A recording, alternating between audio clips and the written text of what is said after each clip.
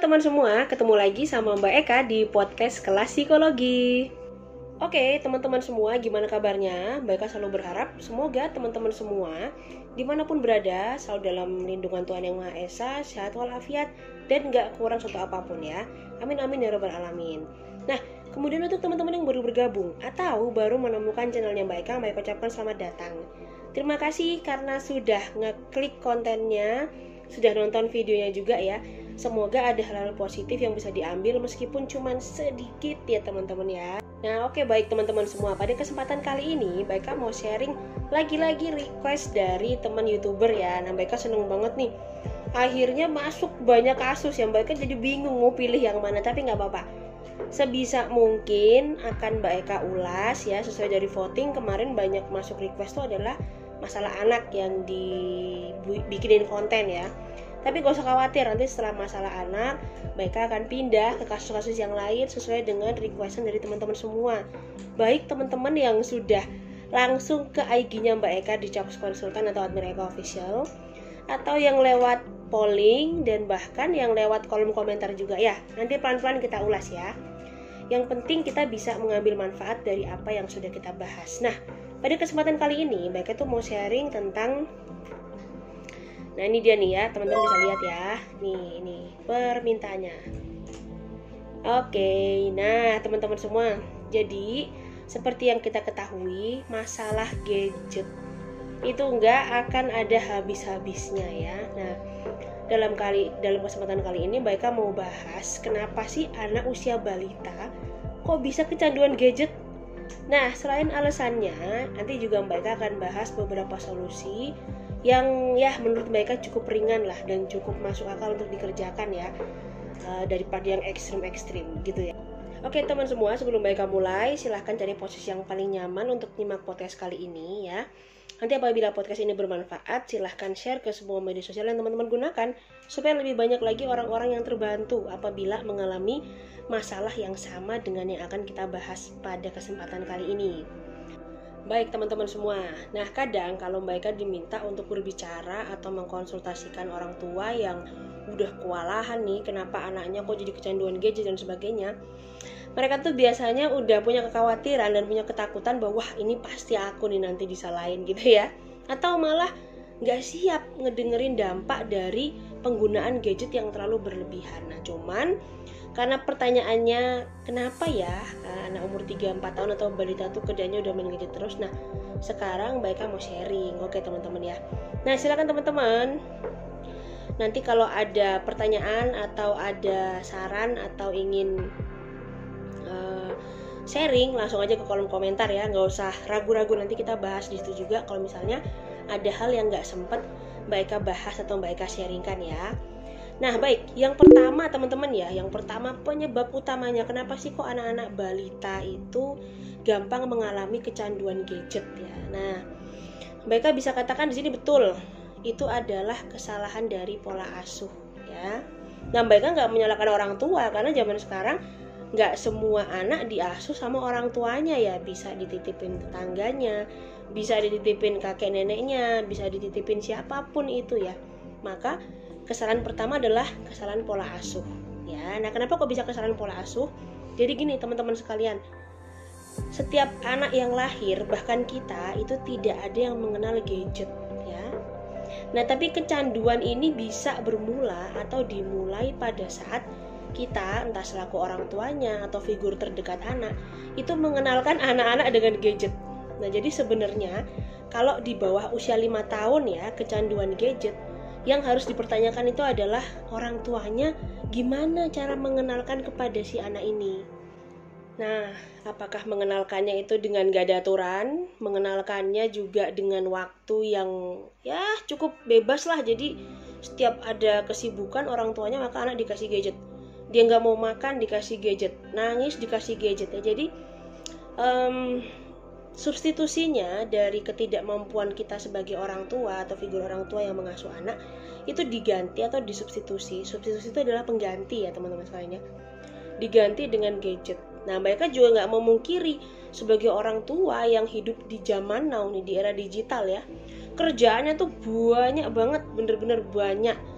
semuanya jadi satu ya, dan masih juga kadang ada orang tua yang dua-duanya bekerja. Nah maka nggak bisa dipungkiri kadang gadget itu jadi pilihan sebagai orang tua ya untuk memberikan reward atau hadiah kepada anak ketika si anak ini mau melakukan sesuatu yang diminta oleh orang tua gitu ya.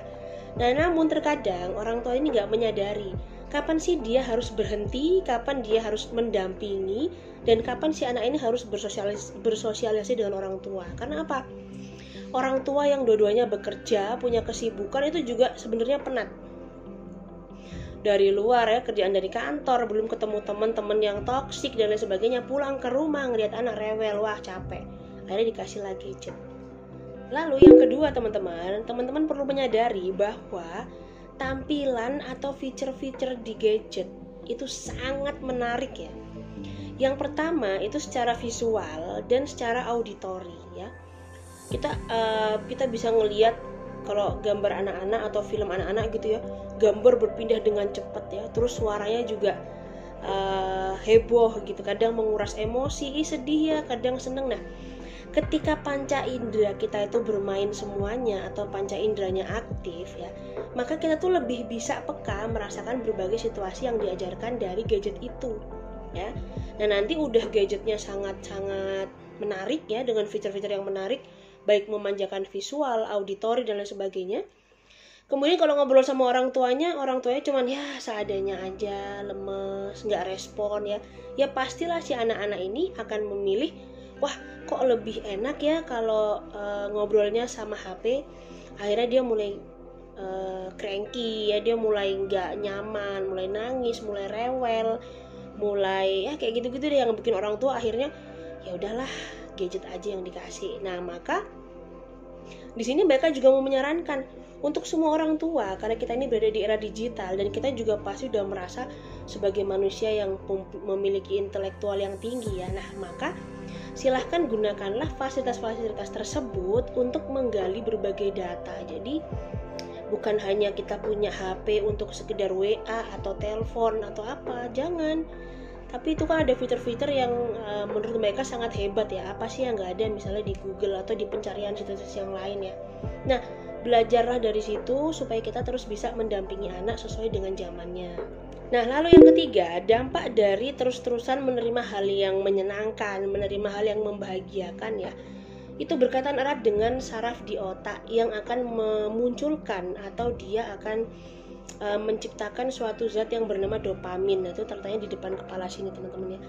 Jadi zat itu tuh bikin kita happy terus, seneng terus ya, bikin kita kayak bisa ketawa, kita nggak sedih ya, nggak diingetin orang lain, nggak diganggu kesalahan kita. Nah hal-hal yang bikin kita seneng itu pasti bersifat kecanduan ya. Bapak ibu atau teman-teman semua pasti udah tahu lah, semua yang bikin kita happy, semua yang bikin kita seneng itu pasti bisa berdampak kecanduan ya.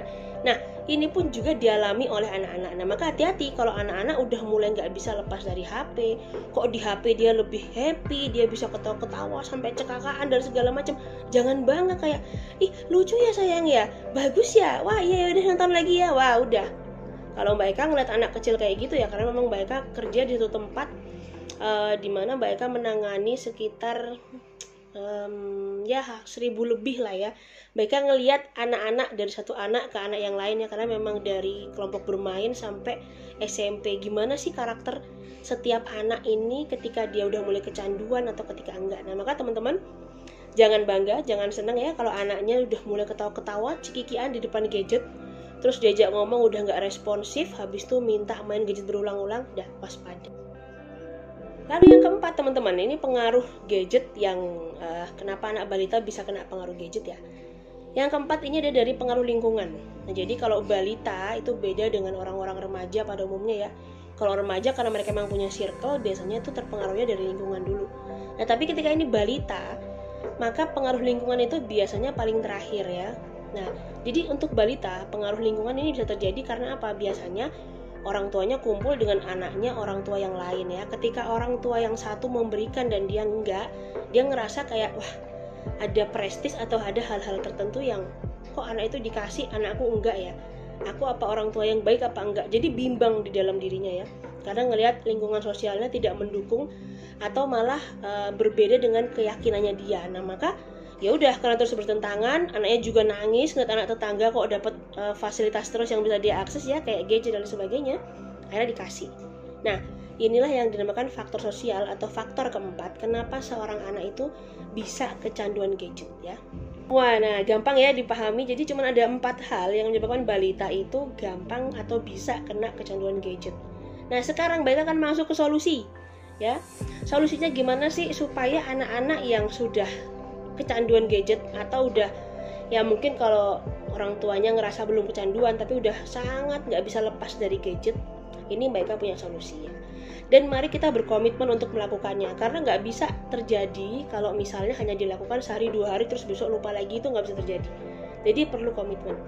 Nah, yang pertama itu batasi waktu penggunaan. Ini solusi ya. Yang pertama, batasi waktu penggunaan gadget. Ini kalau saran dari Mbak Eka berdasarkan pengalaman di lapangan ya. Untuk anak itu yang berusia di bawah 3 tahun, ingat ya, anak berusia di bawah 3 tahun. Nah, itu boleh diberikan gadget tapi dengan pengawasan orang tua. Jadi dia nggak boleh main sendiri, nggak boleh dilepasin sendiri gadgetnya segala macam ya. Nah, selama orang tuanya mengizinkan ya, misalnya kayak oh ya udah tiap 5 menit sekali deh boleh nonton ya. Atau pada saat dia lagi orang tuanya lagi sibuk banget ya, atau pada saat si anak ini emang benar-benar lagi rewel dan kita nggak tahu cara buat mendiamkan ya. Nah, sembari kita mencari cara, maka anak-anak ini diberi gadget. Tapi ingat, di bawah 3 tahun tidak boleh dilepas sendirian ya. Kita sering lihat lah, nggak usah sebut dimana-dimananya. Lagi tempat umum, lagi makan ya, dikasih gadget karena bapak ibunya mau makan dulu, si anaknya dikasih gadget ya. Kemudian lagi main di taman bermain, dikasih gadget ya. Nah, jadi kita bisa lihat, nah itu sebenarnya nggak boleh. Jadi ingat, anak di bawah umur 3 tahun tidak boleh dilepasin gadget. Nah ya. Selanjutnya, untuk anak umur 3-5 tahun, ya ini Mbak Eka sarankan gadgetnya dalam 1 hari tidak lebih dari 1 jam. Silahkan deh bagi-bagi sendiri waktunya. Asalkan umur 3-5 tahun tidak lebih dari 1 jam.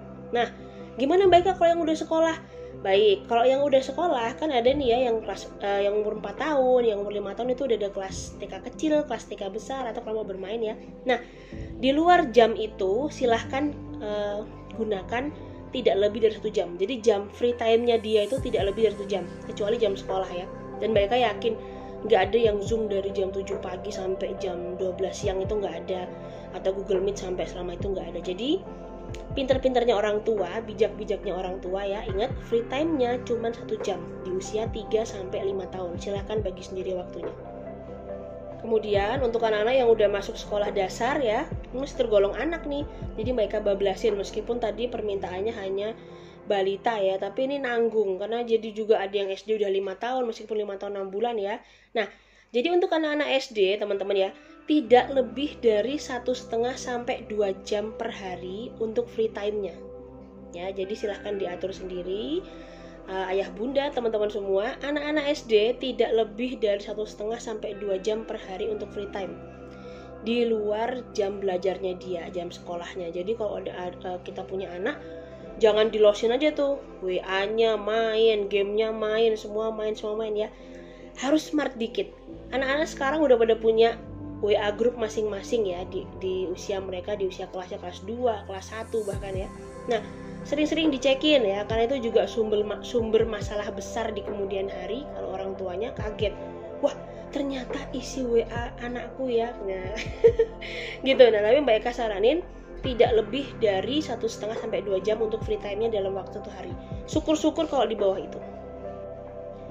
Baik, solusi yang kedua ini terkait akses. Jadi yang pertama itu adalah letakkan semua fasilitas gadget itu di ruang yang bisa dilihat mata. Misalnya kayak TV ya, TV atau radio atau apa, sampai HP, komputer ya. Letakkan di ruang yang satu keluarga itu bisa ngelihat. Jadi orang tua bisa memantau apapun yang anak kerjakan ya.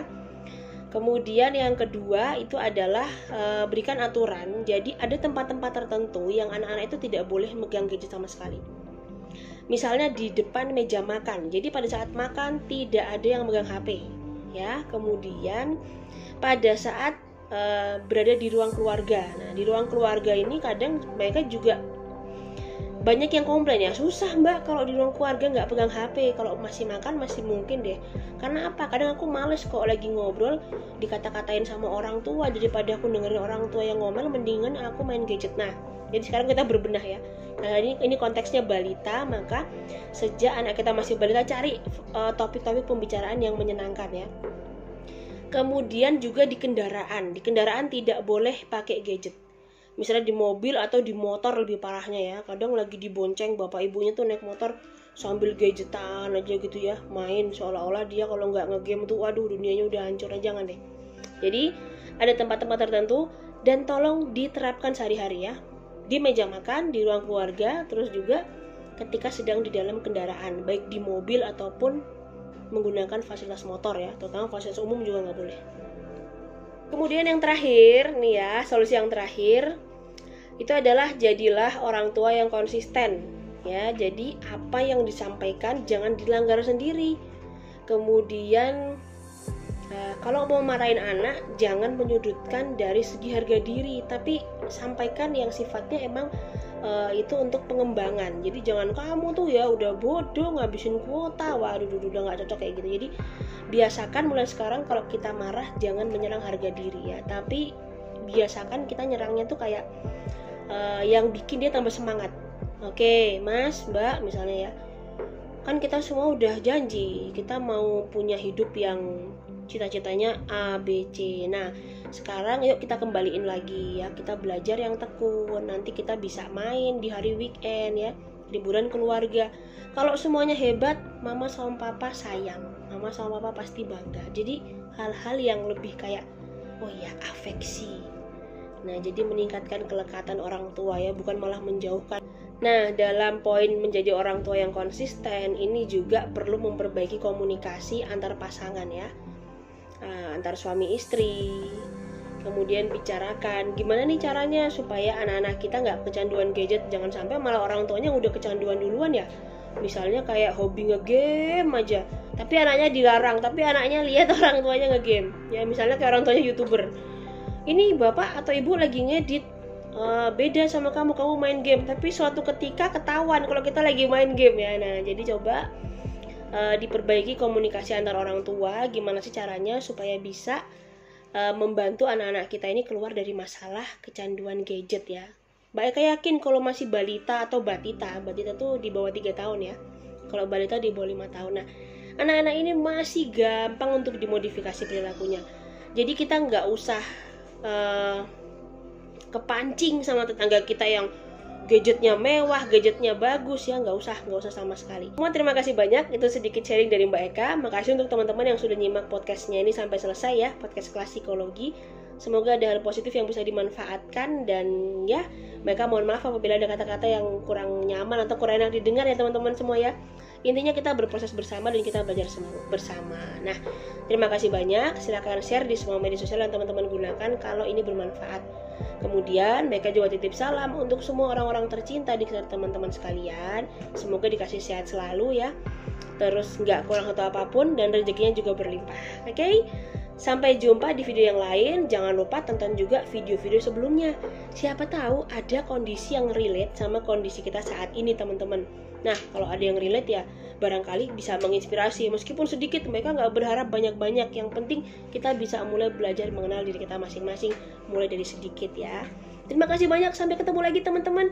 Dan selamat menikmati hari minggunya. Dadah.